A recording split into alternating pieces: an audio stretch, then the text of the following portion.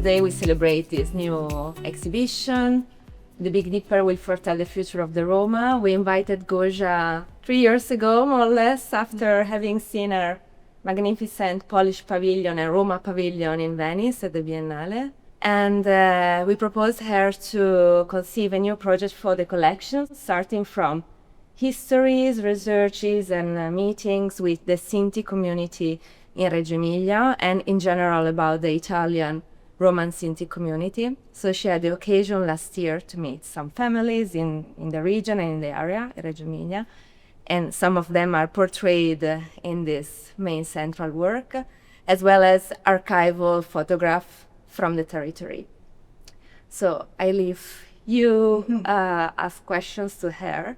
Maybe you already know your practice, you read something, and she had many exhibitions in the recent time. So, but this is special because it's connected with, let's say, with the both historical facts and like the current everyday life of the community here in our territory. So it's many of them will be here tonight to celebrate the exhibition. It will be a special moment.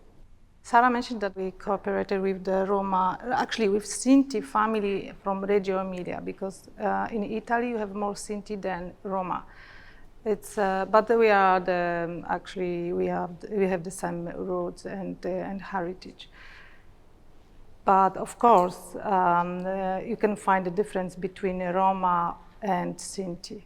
But when we met all of them I don't know how many camps we visit, maybe 5, 6 here in Reggio Emilia, then I really find the many similars, behavior and some tradition, the same like in my community, because I'm from Poland and I'm from the mountain group Roma. It's you can find them in Slovakia, Czech, Hungary, Russia, Ukraine. That means, everywhere, I think. But we are the biggest minority in Europe.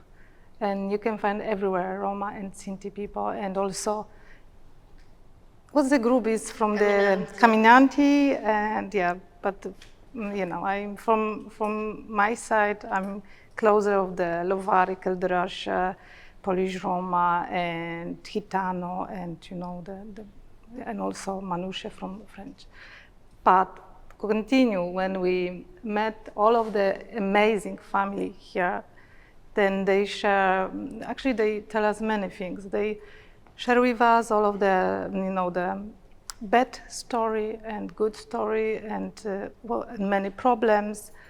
That means everywhere is the same. But my practice is that I always try to find a way how to share, history, or maybe also the private, story through the art. And behind each portrait, behind each person here, is something more. It's not only like the beautiful textile and full of the color and the sometimes a funny situation, but behind each image here, it's also its biggest problems, and you can find a story about what's happened there and about many situations. Like Fosca told me yesterday about the one man from here. He was in the camp, Nazi camp, or not Nazi. Fascist camp, and he escaped, and he was in the part of partisan. That means survivor man, it's for Roma people and Sinti. The part of the Holocaust also is very important to share, to talk about that, to recognize what's happened. And when I find all of this, when Sara and Fosca and amazing team from Collezione Maramotti sent me all of share with me all of the photography from the oldest was from the 20s, I think 1920. I choose some of them, not all. I decide sometimes to cut the person from the one photo, put to different situation, like to mix it, to change also the time, to like do the parallel, what I mean. But also I think about the theaters, but also about which poem and which person, the poetry I can choose for exactly this installation. Oh, I forgot about that, of course, when we met all of these people, they always tell us about the Luna Park and circus and carousel. They are really proud because, you know, Sinti family from here, they are the owners of the Luna Parks here in Italy. I'm not sure that you know about that. That if you go with your children and you with friends to Luna Parks, the owners, they are Sinti. Now I think that this is something special, yeah? And this is the part of the power, because, you know, I think the change the view and the change the stereotypes, things about the Roma and Sinti. This is something what's happened all the time now, that the activists, Roma activists and Sinti, they try to you know, to be stronger, to fighting about the recognition, about the, you know, to feel more comfortable, you know, in our community. But when we can walk around if you want, and the theater is coming from the Papusha poetry. The Papusha, she is the most important poetry for the Roma community. She passed away maybe 50 years ago, but she lived in the very traditional community, and the Roma women, they are not allowed to finish at any school. But she learned from the Polish friends how to read and write, and she started to write poems. But only in her language, that's Romanes, only Romanes, she write the poetry. The poetry is so beautiful, very strong. And I think she was really intelligent person, because, you know, when you read the poetry, they are full of everything, hope and the past, and many, you know, problems and many symbolic things, you know, about the life. This poetry is, the title is the Papushakri Gili Sherestar Uthodzi. That means the poetry, but also the song. And that means she created this poetry from her head. And this is about the travel, about the magic thing, about the sky, about the nature, about the animals, about the horse, birds, and wolves, and also about the people who try to live in their own roads without any control. Yeah.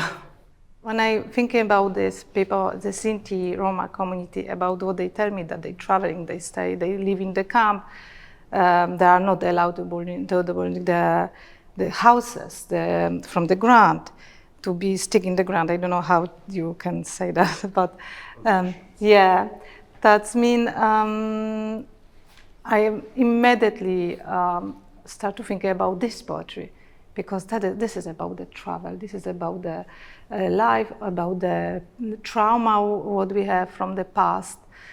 Because when you think about the history of the Roma people, that from the 10th century until 19th century, the history of the victims of the against of the rashes, of the stereotypes, things about everything what's happened with Roma people, also about the slavery, because we are the slavery in the Europe. That means she put everything in the one poetry, in the one, but she play with the words. Yeah, it's so pity that you don't have this in Italy.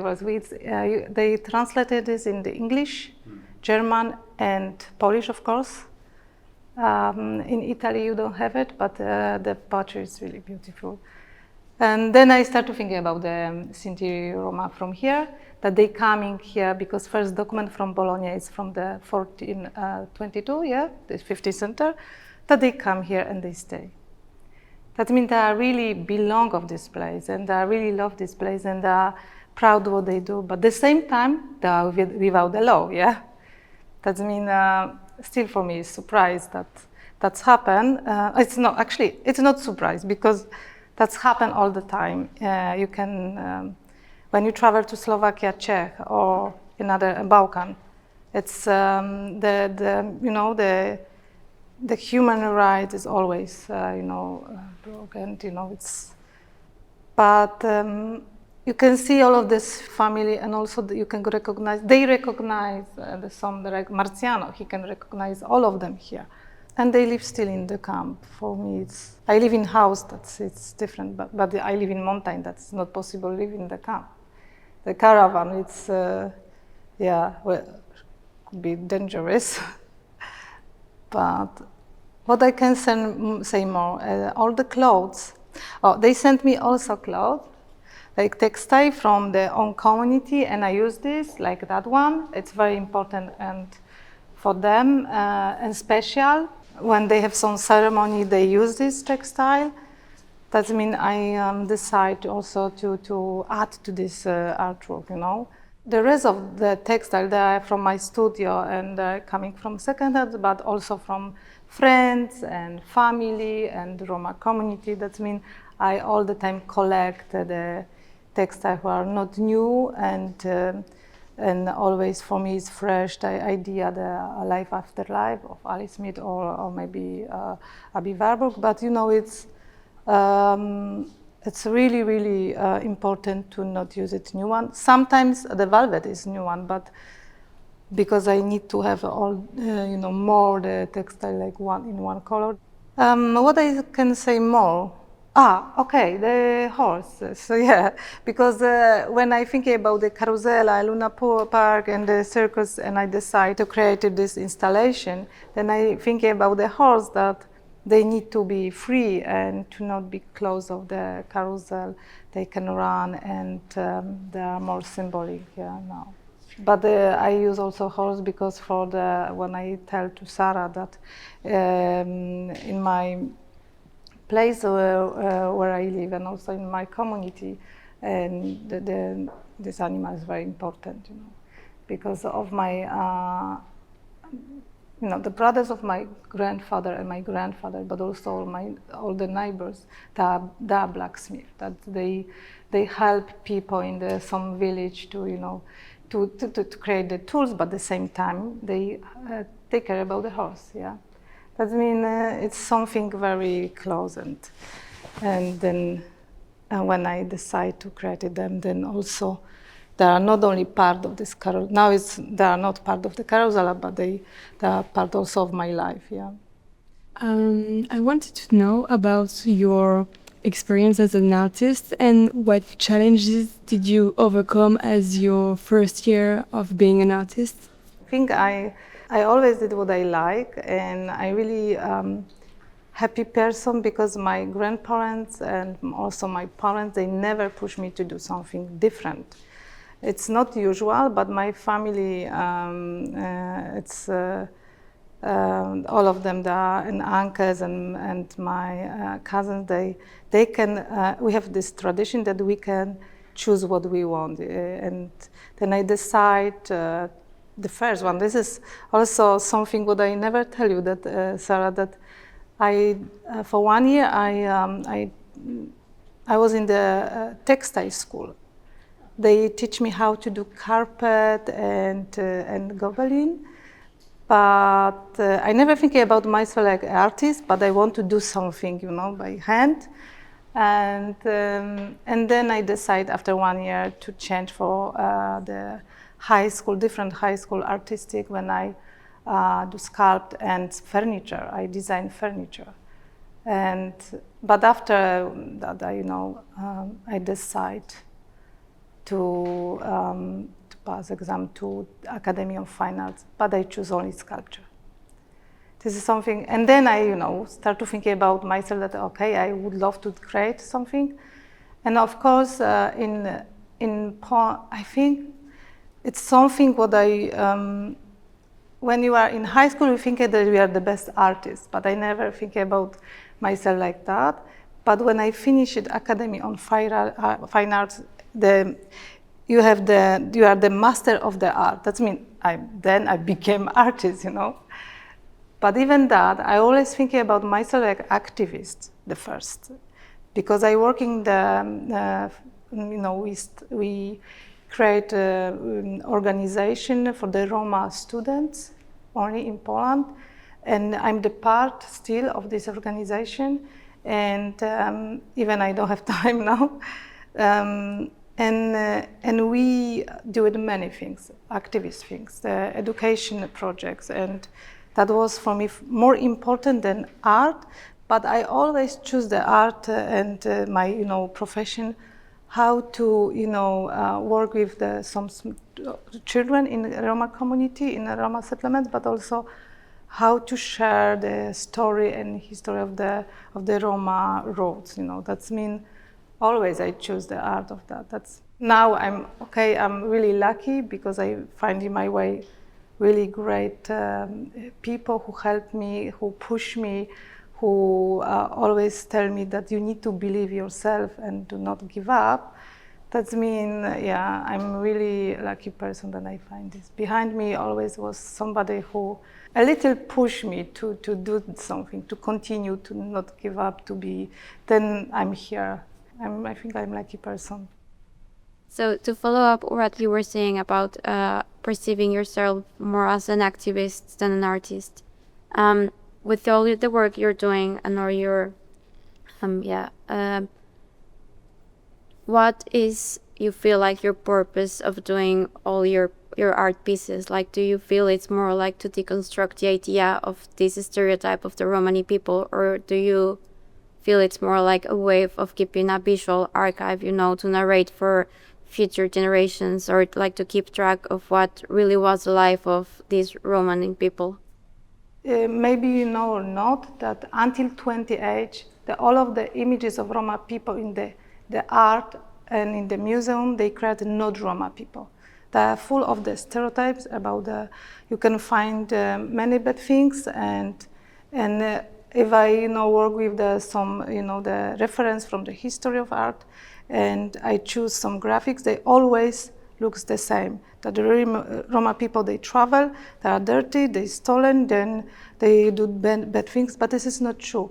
You can see, I do the last time when I work with my friend, he's also the professor of history of art, but also curator, and we have one residency in Munich, and our works only was that we need to find all of these images on all the Europe, and we find images from the 15th age until 20, and all of them looks the same. Like somebody repeat the same images, repeat the same stereotypes, the same stigmatization. This is what I do now. This is about the reappropriation. Then now it is the time the Roma people, this is also part of activism, the Roma artists, they bring all the energy, but also the experience, and they decide to change all of these things. So this is also the part. When I share the images of Sinti people here, and I start to talk about that, about the problems, this is about the reappropriation. Because I change the view about them. They are normal people, they live the same like all of us. They have many problems, they have the same problems, and this is not something, they are not different, they are not islands in the world, they are normal people, and I think this is more important for me to tell about us, to share this story, but to bring also our heritage and culture. Based on what you just said, I was wondering, since the artwork emerges from shared memories and also from personal stories, I was wondering, so to what extent do you feel more like an author, and to what extent do you feel more like a mediator of an overall collective experience? For one hand, it's more like, I'm narrative, that I want to be a person who talk about very interesting story, but at the same time, this is the part of my identity. I always, it's not like that I know everything. When I travel, to each country and I met some Roma activists or Sinti, I always learn something more. And I all the time do the research, But in Sweden, when I have a huge project with the one Roma community there, they tell me many things. Like I never know about what's happened there for the many centers, and they share with me all this story. This is something but this is also part of my identity. It's not like that I'm out of something. They share me all of this story because they know that we are the huge family, and you need to know about what's happened in our country, but to be honest, sometimes I'm very tired of the many things what they tell me. When they share me many bad things, then I think that, oh no, I need to do something different. Maybe I need to back to abstract work and to do something different, or maybe I need to sculpt only to not continue the bad story, because when I work, like I have one that was 2014. That was 2014. I have a huge project with the two artists about the Holocaust. After 1 year, I have depression, because when you read everything what's happened in the Europe, but also when you visiting like 6 times Auschwitz-Birkenau, then your head is, and the same time you back to your children. I back to my small children. I'm thinking. Then I start to think that I get crazy, because that is full of trauma and sadness, and and then you understand more, and you are part of that. And this is something what is really, but also, and I never back for 10 years. I never back for this project, and the sculpture what I did for this project, my friend take to her garden. And still she kept this, and this is only one artwork that I never show it. But this experience also like that, to be narrative or to be in, and I really in of some, projects like this one. I really love it. I really love this family. This is the man that he was the one who was in prison and then escaped the camp, and he joined the partisan group here in Modena, so very close to Rajmin. Friends and wife. Maybe because they are from Italy, they can escape, but in Poland it was easy like here. When I think about my grandparents who died in Auschwitz, But this is something what it's really special, here. And what I can say more, I can tell you also about the practice that because I finished sculpture, I think that for me it's easy to do the textile work, because I always think that I do the sculpture, not the textile work, because I cut something, I do change the background, the levers, and I think my experience with sculpture helped me with textile work. I would ask you that for talk about the Sinti and Roman community, you took photos or testimonies, documents from different decades or times. So how was about speak or work with people from other generations? Actually, they are really appreciated for that I use all of the photos. But actually, we always ask them for the permission. I think the law is now changed, but of course that's happened that some people, they never ask about permission. But I think it's very important to ask somebody when they share you, and they give you some photography.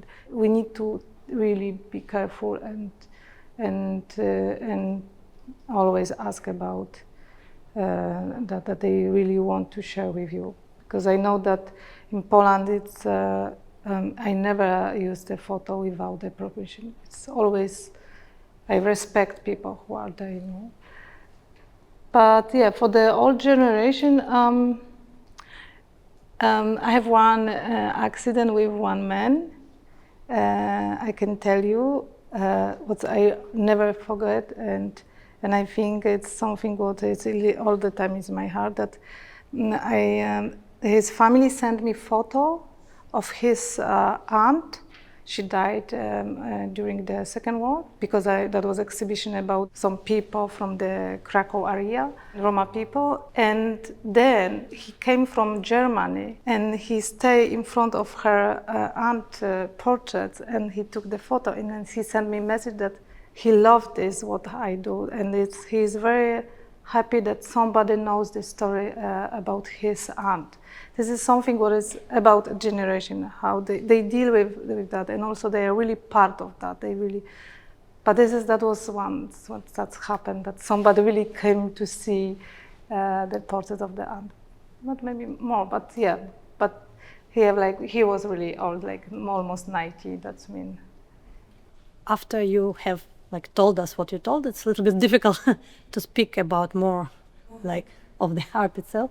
But can you elaborate a little bit more on the title of the exhibition, because it gives a lot of room to think what you mean by this? It's the part of this poetry of the Papusha. That's mean that from the Big Dipper they goes and they bring you future. It's something symbolic, yeah. They change that, but at the same time, still is there and give you the more magic things, I find this status because of the story, and also because I think it's close of our identity. That's when you think about the Roma and Sinti community. Yeah. That's maybe also connected with let's say, with one of the stereotypes also connected to the Roma people, right? To that future and to be... Yeah, but it's more like in this poetry, she don't want to say that we telling the story and we tell you the fortune telling, But this is more about the travel, about the changing, about the time, about the sky, that when people day and night traveling and they change their life, and also more like about the when you have all the year and the part of the the constellation and your life changing all the time, the season to season, and this is that when you read this poetry, this is about that. About everything. For example, bird go to sleep in this. This is something she wants to share, and also her experience that she really missed that, but she knows that the change time going and the time run, and and we need to adapt of this place, of this time, and changing, and yeah. I have a question about not exactly this exhibition, but general your artworks. You mostly work on big scaled artworks, and they're mostly different stories from one narrative that you narrate. Mm-hmm. Is there something behind that you make different stories come together? Is there any other emotional or meaning behind it that you work on such a big scaled artworks? For this case, I try to do smaller work, but it's always when I work, I thinking that for the textiles, I like to see the characters the same size like me, to have the connection also. But some of them, they are bigger. Like for the hair story, what I did, all the brave Roma women, they are really big, like 4 meters, 3 meters. That means I want to change the skull, because for me they are like that. They are more like the biggest person in the world for my community, and for my opinion also. But I think when I travel and when I work with some curators, but also in institutions, and when I see museums and also places like here, we decide together about the size. That means first it's like step by step. They create and check the place and measures, and also in what's the program is sketch. In the SketchUp we check how this look, and like with Polish pavilion we did the same. But in Polish pavilion, we changed the size of this, place a little, only adapt for this work, That mean, when I visit now in Wolfsburg and I need to see this place, it's very important for me, see this place and feelings and light, then I can decide which works I can do and small or big or size or installation or maybe sculpture, it always works like that. That's, it's not easy for my gallery, because I always, and I have also the practice that some works I really keep, and some works I don't want to never sell to the private collection, but only to museum, because for me it's important to show to not keep in the storage, to not, hiding this. I want to share all of the story to be more visible with some, works, with some images. But I have also small works, but this is only for my family. It's, I did for some gifts, many, My mother, she had 5 sisters, now 4, and 5 brothers, and all the cousins, there are more 60. That means when we have the party and the birthday, we have always, do something special, and I always give them some small artwork. I do for them 20 per 20, the small works always. Sometimes bigger, but not for all. But I like a size like this. But I have bigger one. It's bigger than Polish, the one months. But it's hard work. I have 3 assistants, you need to know, and I work with women. They help me a lot, and it's much easier when you have somebody who help you with your practice. But not with sculpture. All the sculptures I did alone, myself. This is something what I really love it to do, without any helps. You said that you wanted your art to be visible in like museums and not in private collections. They are in private collection also. I don't mean about the institution. I think about the one person who keep. I have this experience a few years ago that somebody buy my paintings and I never see them for many years. And they don't want to, the land. This is something what I really don't like, Even I ask them. And that's happened, of course. And now I really thinking that, we need to be focused on that and with my galleries. But it's very important for me to be visible, to not be invisible. Because for my practice until many years, more than 20, I do many things, and I was not visible with my art.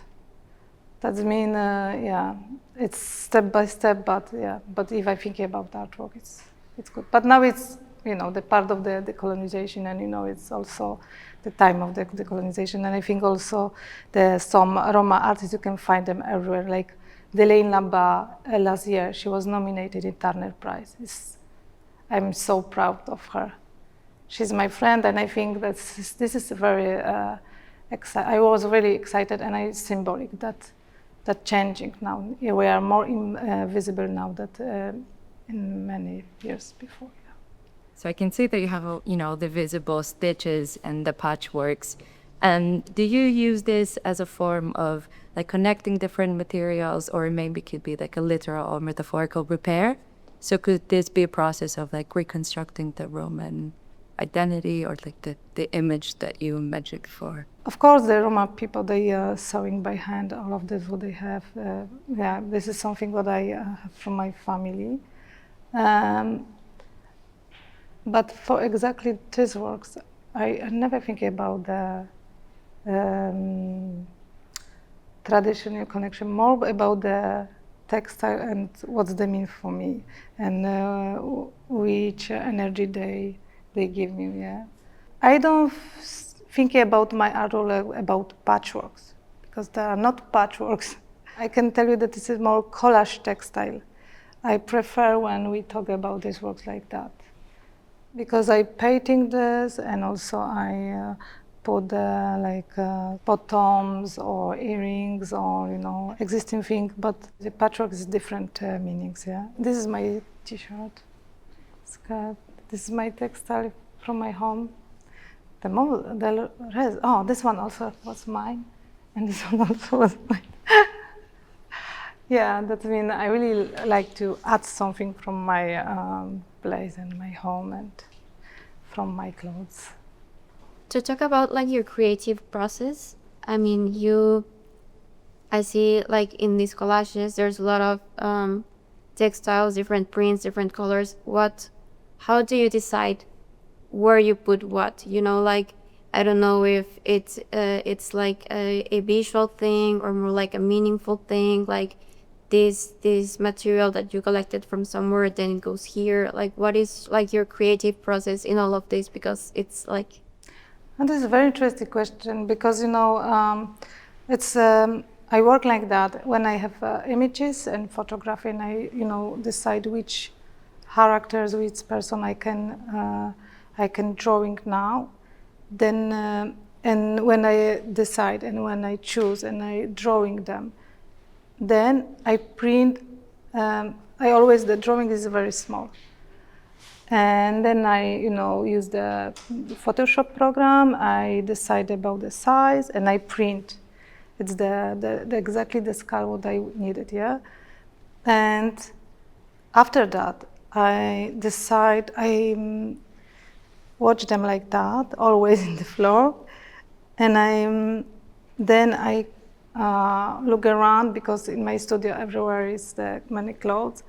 And then I see which color works with which, and then I put all of the textile together, and then I see how this works. I never think about of course, sometimes I decide to use some clothes, what is very important for me, and then I use the clothes first. Like, for example, the T-shirt, what I like, or somebody give me. Then because of the T-shirt, I start to, around this T-shirt, putting the color, make the composition of the colors. For me, it's more important. The colors, which one is go up, down, and dark, and and warm and cold, and everything. What is important. And when I have everything, then I start to sew it only characters, without nothing, and then. Of course, another process is when I put them together, then I decide about drawing around them the rest images. This is something what is always, I do that like, and even my assistant, they all the time waiting for me, because the last process for them is sewing. When they sewing this in machine, then I continue another one, and then I have like three. Like here, the free, the different images with all the characters. Then I can decide which situation I can bring, and then again I create the background for them. This is some like process, the step by step, like we've sculpted that another layer, and. So when you're sketching this, like for small size, yeah. You think of it like as a whole, or do you go like, for example, in this piece, talking about this piece, do you think it as a whole, or do you go like building it up like individually and then find a contact tree? Okay. Always I do like that. I drawing all of them. Then I know how these look together, and which situation I can bring. Of course, sometimes I do more than we see now here, but then I choose I think I choose then more interesting situation, and always look like that. But with the red, the part, the biggest, the up part, that's I decide to use only one color with horses and text, but I use also the red color, because the red colors is very important. yeah, it's magical. That's, yeah, not blue like always, but the red one. But the process is really, you need to be all the time focused what you want to building, and I always working like exhibition, and then I finish it one and continue next one, and even I know that I have two exhibitions in the same time. I always choose the first this one and then another one. So you have two exhibitions right now, one in Zurich and one here. And so how do you choose your artworks? You told lately about the one that you don't want to sell for private collection, but how do you choose one that you want to sell and what? Yeah, this one is also a good question. It's like I work with I choose also gallery what I choose. I really want to work with them. And in Zurich, I work with one curator, my friend Miguel from Seville, and we decide to share story about the bear. And this is a different story. And then I talk with my gallerist about this is my private conversation, which works should go where, and always work like that. But it's not like that all of the works are more important. I choose only the few of them that are really important for me. But the rest of them, okay, they can. This is normal practice that artists they sell the artwork because this is normal that we need to exist, yeah. But yes, there's some of works that are really important. Some of them I still keep for myself. That's mean I never sold. I would just add that the exhibition is possible because of the precious cooperation of the Sinti community in the Reggio Emilia, who really shared stories, welcomed us, all of us, to their houses and photographs and etc. And also because as in Reggio Emilia, there is one of the largest community of the Sinti people in the region, if not in Italy. So compared to the size of the city, which is not super huge, there is a specific office at the municipality dealing with the urban poverty, and specifically one person, one girl, Lucia, was really, our connection to get to them, because it's not so easy. It's like they're part of society, but as Małgorzata was saying, they're not part of society. They're just marginalized. So it's not easy to know where they are, how to react to your presence, if they would speak with you or not, and so on. So the presence of this connection was, necessary to connect to them, and was also for us was quite a very interesting. And you became friends now. We've seen. Yes, of course. So Marziano, one of the guy who is portrayed here, has already came twice to our events during this last year and he will be here tonight. So it's yes, of course, it was really something also changing our perception of what this community represents in this city. And you are not scared about them, because sometimes when I talk with some teachers in my husband's school, and they tell me that now they have trip to Slovakia, and the one teacher said, but you need to look out of this Tsigane, that means the Roma, And I asked my husband, why they said like that? They're afraid of you, not. You cannot be afraid about them. They really afraid about and others, about the people who coming to the photo and I don't know, to do it bad things like throw something to these houses. Yeah, but this is something. But it's like your perspective change because you met them. That they are normal. They are families. They are warm. They are open. But at the same time, they are really close because they are afraid. It's this is the center of the trauma and story about I think because of that's happened. I live in Roma settlements. I can tell you, they live only Roma people. Of course, my husband, he's not Roma, but he lives with us. But when I talk with youngers, they always afraid. Even now. because because of they know that they treat them that because of the skin, because they call them really badly. They don't have, they always think about them in the cliche. This is something will still happen, but I think that's happened everywhere, and now it's getting worse. And but we need to be more open and have hope and change. I like this space, and now I think the carousel I can do that more. Yeah, that's always like that. After when it's opening, before opening, I always think that I can do something more. And maybe it's more. It's not mean good. It's like less. That's mean always my teacher says less. That's mean something better than more. And when I do some things like. I really love it to continue story and to share. Last time when we starting this exhibition, when we put the horse and we put this one here, then we feel this the wind and the movement of this installation. It's more like symbolic, but I really like it. So you are talking about wanting to do more and choosing the things in your space.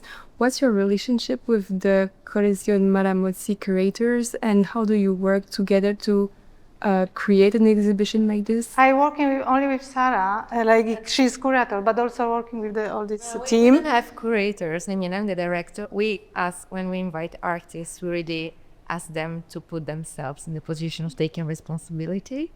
It's dialogue more than proper creating a show. Every time that we do a project, what the curators usually do is circulating among artists and the collectors who are also present.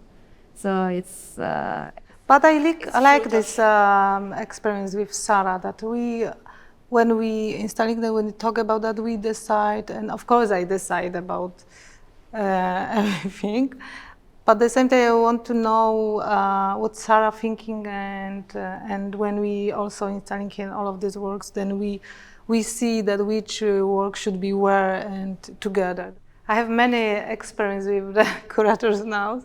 Yeah, sometimes in my head I have everything, like all installation. I know how should be look, and but the curators really help me, to understand. Sometimes they have another position, and then when we create it together, then I really love it. Works with some curators, But I have few I choose the few of them, and I really like to work with them. And sometimes when I have proposed with some exhibition, then I immediately call to, and I know which one curators like this topic, and then I call to them and I ask them, maybe you would love to join, and I have this proposal and I want to do it this, what do you thinking? And we start to talk. But most of my exhibition I work with the one, Wojciech. Mm-hmm. He's my friend, and we know each other well. And also with Joanna Warsza, they are my curators from Polish Pavilion. I choose them because of that I really like to work with them and then understand a lot about the community, but not only about the Roma, because they are not Roma, but about the minority, different minority. They have experience with different, with the many institutions, but also with different artists and topics, and this is something that is really important for me. But sometimes in Bregenz, I did all this exhibition alone. But I invite people to write the text. And also it's like the process, I all the time choose them. I know which person write about what and what is important for me. And I always ask them, okay, can you write for me text about the human rights or about the feminism, about this one and this one. It's always like that I know which person is talk about. It's, some topics, yeah. But this is not easy. It's always like, in the head, you have full of the many things, yeah. Seeing these in real life, made me realize that there's lots of going on the background of the families that you draw. Mm-hmm. And I know that you get these families from photos or archives, that they're real people. And what about the background of the artworks that you make? the background. The background behind the... Yeah. The landscape. Yeah, the landscape, the cars. It's also the mixed from this photography. But not all, this one I choose for exactly for this photo. They stay in the front of the caravan. Then I took them from this photo and changed another position and with different background. But this one is real, and when you see different exhibition, for example in Zurich, I always mix it many because sometimes I create a new one and I decide about the background and landscape. Like behind this caravan was more, like many of them, without any landscape. Then I took the one from this photography and I created the landscape there. Looks like tree, but yeah, my intention was like more like hills to create it. Yeah. Thank you very much. Thank you. Thank you. Thank you. Thank you. I'm really happy that you come. You can walk around and feeling the carousel.